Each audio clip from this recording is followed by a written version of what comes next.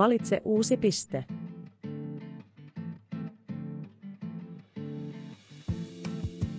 Klikkaa X-akselilta aloitus- ja lopetuskohdat.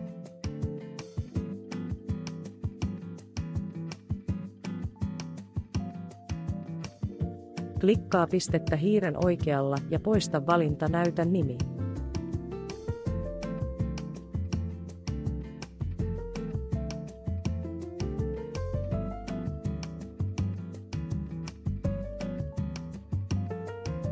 Jos haluat puoliavoimen tai avoimen välin, klikkaa pistettä hiiren oikealla ja valitse asetukset.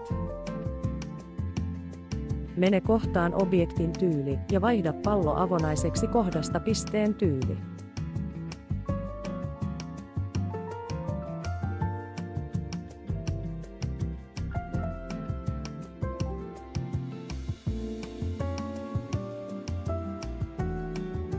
Lopuksi valitse 2 pisteen välinen jana ja klikkaa aloitus- ja lopetuspistettä.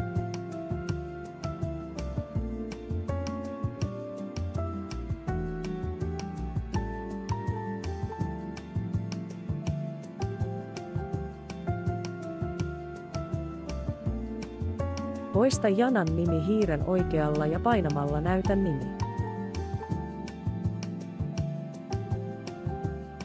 Lukusuoran väli on valmis kuvakaappaukseen.